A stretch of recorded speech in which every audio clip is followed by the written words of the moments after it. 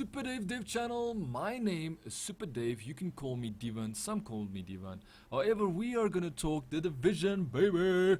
We are talking specifically today with regards to the Dark Zone in The Division. The Dark Zone is a walled off area, quarantine zone in the middle of Manhattan with the goal to stop the contagion of the once as flu suspected virus. Linked seamlessly with the rest of the game, it is the place for player versus player fights and at the same time contains the most powerful and rarest loot in the division. You can enter the Dark Zone by overcoming certain and well-marked wall sections or decontamination chambers, whereas the exit is only possible via the latter, which is decontamination chambers. Once inside the zone, you immediately lose connection to the outside world. The agent's comm device starts to reboot, and wearing a gas mask is highly advised. The Dark Zone story. When the pandemic hit, the authorities gathered the sick in this area. They brought the best scientists and the most cutting-edge medical equipment to try to contain the virus and look for a cure.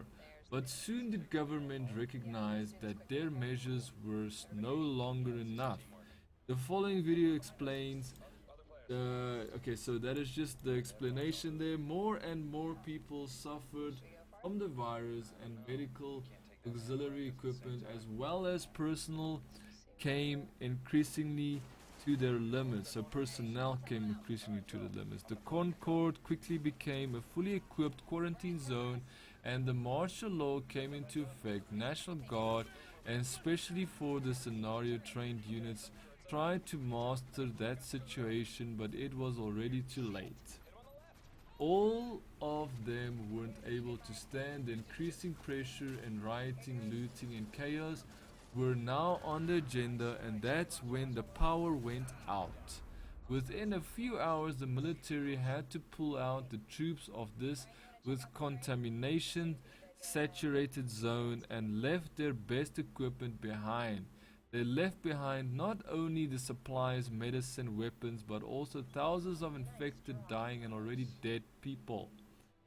Few dare to go over the wall into the restricted area to pick up the remaining equipment, but fewer still come out. The Dark Zone. So this is the Dark Zone.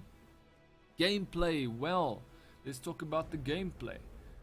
Whether as a lone wolf or a team of maximum 4 players, it is open to you with what forces you enter the Dark Zone. Both variants involve their pros and cons that must be weighed before. Even if you can go in with proper rear cover, you should be certain that the tide could turn faster than you like.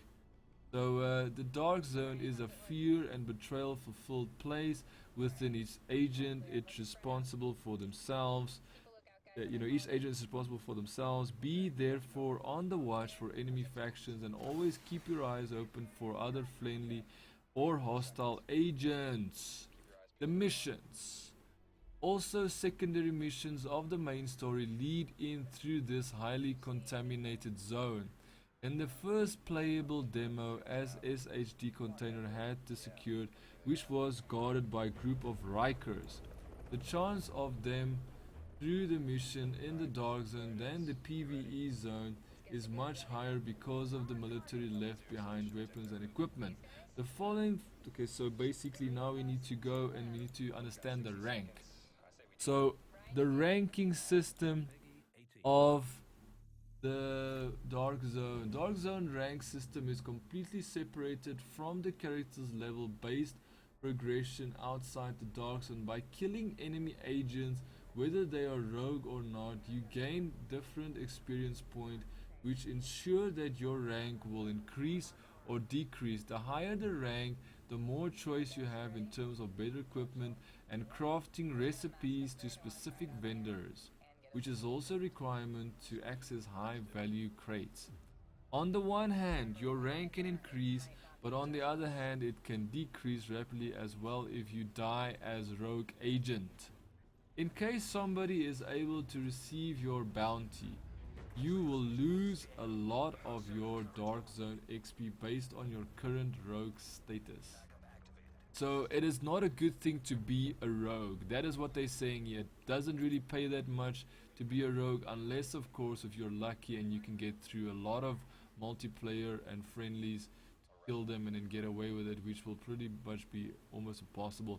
So player versus player mode. The PvP mode is not a classic multiplayer mode. As you might know it from the other games, there is neither a scoreboard nor a team that leaves the zone as winner.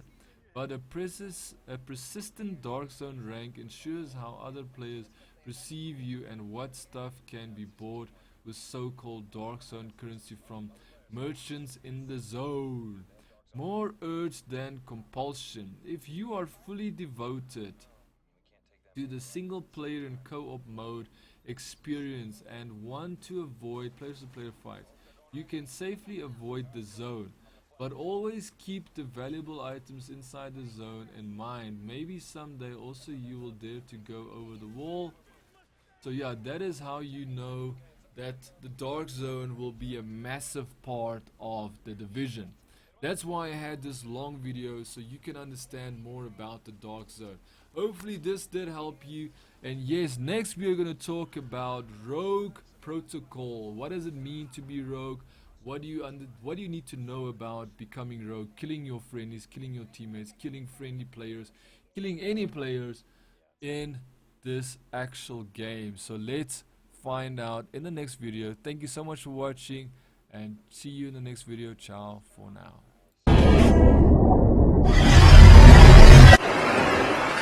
Thank you for watching. If you like my video, why don't you subscribe?